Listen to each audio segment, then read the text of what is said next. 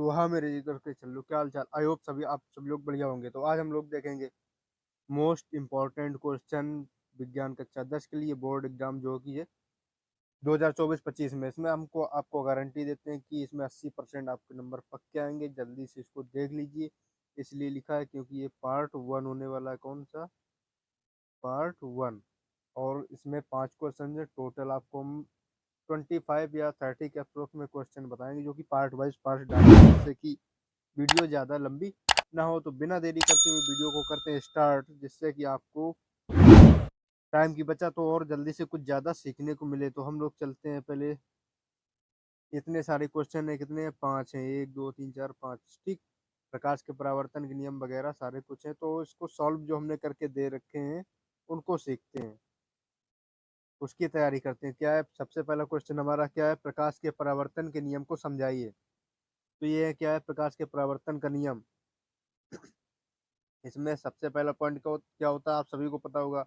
आपतन कोण और परावर्तन कोण क्या होते हैं? बराबर होते हैं, क्योंकि ये क्या है, ये जो आई है, आई क्या है? आपतन कोण है। और आर जो है वो क्या है? परावर्तन कोण। ये आपतन कोण, वो परावर्तन कोण है। ये जो चीज दिखाई दे रही है ये कोण है, आपतन और परावर्तन कोण। और ये जो है ये आपतित किरण है, ये परावर्तित किरण है। और दूसरा पॉइंट क्या कह रहा है? आपतित किरण दर्पण के आपतन बिंदु पर अवलंब तथा परावर्तित किरण सभी एक ही तल में होते हैं, या यूं कहें आपतित किरण, परावर्तित किरण तथा आपतन बिंदु पर अवलंब तीनों एक ही तल में होते हैं। आपको जो अच्छी लगे लैंग्वेज वो लिख सकते हैं। सेकंड पॉइंट के लिए क्या लिख सकते हैं? आपतित किरण, परावर्तित किरण तथा आपतन बिंदु पर अवलंब तीनों एक ही तल पर होते हैं, क्योंकि ये तीनों ये क्या है? अविलंब हो गया, ये आपतित किरण, ये परावर्तित परावर्तित, ये आपतन बिंदु पर अविलंब, तीनों एक ही तल, ये हो गया आपका तल। ठीक है, ये आपको समझ में आ गया होगा। तो अब नेक्स्ट क्वेश्चन देखते हैं। नेक्स्ट क्वेश्चन क्या कह रहा है? परावर्तन और अपवर्तन में क्या अंतर है? तो हमने लिखा है परावर्तन एक साइड लिखा अपवर्तन। तो परावर्तन में देखते हैं, किसी चमकीली सतह से टकराकर प्रकाश की किरण का वापस लौट जाना प्रकाश का परावर्तन कहलाता है। तो बच्चों थोड़ी सी आवाज दबी आ रही होगी, क्योंकि हमें थोड़ा सा हो गया जुकाम। तो ये देखते हैं क्या कह रहा था। चमकीली वस्तु से हम लोग कांच ले लेते हैं, जैसे कि शीशा, जिसपे दर्पण, जिसपे हम लोग अपना चेहरा देखते हैं, उसको ले लेते हैं। उस पर एक रोशनी जब मारेंगे तो क्या होता है? टार्च की रोशनी जब मारेंगे तो टकरा के एक सीधी रेखा में वापस जाती है, तो एक वो क्या बनता है? कोण बनता है। तो वही ये चीज है, ये रोशनी पड़ी और ये यहाँ से टकराई, इसके बाद ये वापस चली गई। और अपवर्तन में क्या होता है? किसी पारदर्शक माध्यम से प्रकाश किसी दूसरे पारदर्शक माध्यम में प्रवेश करने पर अपने पथ से विचलित हो जाना प्रकाश का परावर्तन कहलाता है। जैसे कि हमने पानी लिया, पानी में टार्च मारी ऊपर से, एक गिलास में पानी लिया, उसमें ऊपर से टार्च मारी, तो ये क्या होगा? ये तो लाइन से जाएगी, जब पानी पे टकराएगी तो क्या होगा? ये अपने मार्ग से विचलित हो जाएगी। जाना चाहिए था इसको इस प्रकार से कुछ, लेकिन ये जा रही इधर को है। तो ये क्या होता है? अपने पथ से क्या हो गई? ये विचलित हो गई है ना प्यारे बच्चों? यहाँ से इस प्रकार से जाना चाहिए, लेकिन ये अपने पथ से विचलित हो गई, क्योंकि ये दूसरे मार्ग में प्रवेश कर रही है। जैसे कि ब्रेल सघन माध्यम वगैरह होते हैं, दूसरे माध्यम में प्रवेश कर रही है, क्योंकि वायु की अपेक्षा जो है जल का माध्यम जो होता है जो अधिक सघन होता है। तो अब नेक्स्ट पॉइंट देखते हैं। इसमें कुछ ये मैंने थोड़ा अलग अलग कर दिया है, तो आपको इसमें भी कोई दिक्कत नहीं आएगी, समझ में आ जाएगा। इसमें भी परावर्तन की दूसरा नियम दिया गया है। इसमें आपतन कोण आई तथा परावर्तन कोण, जो परावर्तन लिखा है, सॉरी, परावर्तन कोण जो सदैव समान होते हैं। ये जो आई आई और आर, ये क्या होते हैं? ऐसे लिखते हैं हम लोग, आई इज इक्वल आर। जो कोण है वो हमेशा क्या होते हैं? इसको कोण का साइन कर देते हैं। ये क्या होते हैं? हमेशा समान होते हैं। इसमें अगर 90 डिग्री का आई बन रहा है, यानी कि आपतन कोण बन रहा, तो 90 डिग्री का ही परावर्तन कोण बनेगा। या यूं कहें 90 डिग्री, 120 डिग्री, जो भी कहें वो सेम ही कोण बनेंगे। और तीसरा जो पॉइंट है वो क्या कह रहा है? परावर्तन के पश्चात की, सॉरी, परावर्तन के पश्चात प्रकाश की किरणें पुनः उसी माध्यम में वापस लौट जाती है। परावर्तन होता है, यहाँ से क्या हुआ, परावर्तन यहाँ से क्या हुआ, वापस लौट गई। अब देखते हैं नेक्स्ट, जो कि अपवर्तन के 2 पॉइंट है वो यहाँ पे हम लोग क्लियर कर लेते हैं। अपवर्तन का सेकंड पॉइंट क्या कह रहा है, इसमें आपतन कोण आई और परावर्तन कोण आर भिन्न होते हैं। आप देख ही सकते हैं कि ये कुछ 45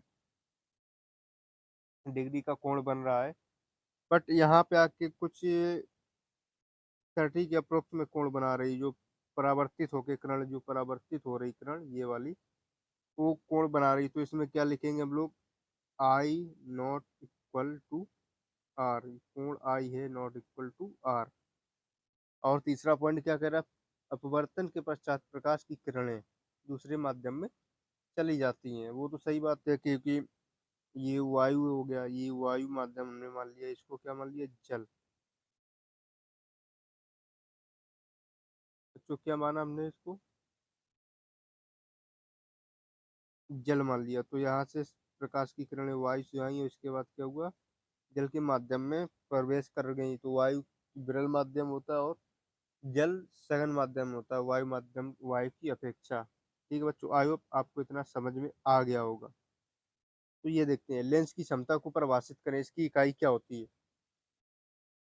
तो बच्चों लेंस की क्षमता जो होती है, किसी लेंस द्वारा प्रकाश की किरणों के अभिसरण या अपसरण करने की क्षमता को उसकी क्षमता कहा जाता है। लेंस की क्षमता को डायोप्टर में मापी जाती है। एक डायोप्टर उस लेंस की क्षमता है जिसकी फोकस दूरी 1 मीटर है। ठीक है बच्चों, ये हो गई। इसके बाद हम लोग देखते हैं अगला क्वेश्चन, प्रतिरोध ओम ओम या ओम का नियम या कहें या प्रतिरोध का नियम कहें, क्या होता है और इसकी इकाई क्या है। तो ये जानते हैं हम लोग, ओम का नियम बहुत बार पूछा जाता है, बहुत ही इंपॉर्टेंट है, इसको याद रखिएगा आप, एग्जाम में जरूर आएगा। ठीक है बच्चों, यदि भौतिक अवस्था जैसे ताप दाब आयतन आदि को नियत रखा जाए तो विद्युत परिपथ में धातु के तार के दो सिरों के बीच, सॉरी सितारों बोल दिया, दो सिरों के बीच विभवांतर उसमें प्रवाहित होने वाली विद्युत धारा के समानुपाती होता है। इस एक बार इसको और समझ लेते हैं, यदि भौतिक अवस्थाएं जैसे ताप दाब आयतन आदि को नियत रखा जाए, यानी कि जो प्रेशर पड़ता है उसको एक नियत या कांस्टेंट रखा जाए, दाब ताप जितनी हीट है उसको हीट कम ज्यादा ना हो, इसका मतलब ये है। आयतन यानी कि वो ज्यादा ही छोटा भी ना हो और बड़ा भी ना हो पाए, जितना है उतना ही रहे, नियत रखा जाए। तो विद्युत परिपथ में धातु के तार के दो सिरों के बीच विभवांतर उसमें प्रवाहित होने वाली विद्युत धारा के समानुपात होता है। समानुपात का मतलब होता है प्रोपोर्शनल। ठीक है, समानुपाती होता है, इसे ही ओम का नियम कहते हैं। इस नियम को भौतिक विज्ञानी जॉर्ज साइमन ओम ने दिया था। इनका नाम क्या था, जॉर्ज साइमन ओम। इसी से इनका पढ़ा है, ओम से ही इनका पढ़ा है, ओम का नियम। तो ये क्या है, एक ये बैटरी है, ये बैटरी हो गई। इसमें क्या हो रहा है, ये वोल्टेज है, ये की होती है यहाँ पे, ये धारा इधर से जा रही है इधर को जाएगी, ये एम्पियर है। वो ठीक है, चित्र देख लिया आप लोगों ने। अब क्या होता है, इसका जो मात्रक होता है क्या होता है, आर, विभवांतर का मात्रक जो होता है, इकाई जो होती है क्या होती है, ओम की आर होती है। और इसका फार्मूला होता है V=1 R। और जो विभवांतर समानुपाती होता है वो चीज हम कहाँ से देखेंगे, V प्रोपोर्शनल I। ये यहाँ पे मेंशन कर रखा है मैंने, इसको आप लोग देख लीजिएगा। क्यों- अब नेक्स्ट क्वेश्चन क्या कह रहा है अपना, विद्युत धारा के चुंबकीय प्रभाव का वर्णन कीजिए किसी। अब इसको देख लेते हैं, इसको क्वेश्चन में कैसे लिखना है आपको, वहाँ पे कॉपी में कैसे लिखना है। तो यहाँ पे लिखेंगे विद्युत विद्युत धारा के में यहाँ पे नहीं लिखेंगे, क्या लिखेंगे, का चुंबकीय चुंबकीय प्रभाव। प्रभाव यहाँ से ऐसे लिखेंगे, इसके बाद जो लिखना है वो लिखेंगे। क्या लिखना है, ये चीज़ लिखनी है आपको। किसी चालक में विद्युत धारा प्रवाहित करने पर उसके चारों ओर चुंबकीय क्षेत्र उत्पन्न हो जाता है। इस घटना को विद्युत धारा का चुंबकीय प्रभाव कहते हैं। वो यहाँ पे फिर इसके आगे लिखना है। इस प्रकार से आपको एक हेडिंग बना लेनी है, जिससे कि एग्जामिनर आपको बहुत अच्छे नंबर देगा। तो ये आपका हो गया क्या, पार्ट, इसको हम लोग क्या लिखेंगे, पार्ट 1 कंप्लीट। पार्ट 1 यहाँ पे आप लोगों का हो गया कंप्लीट।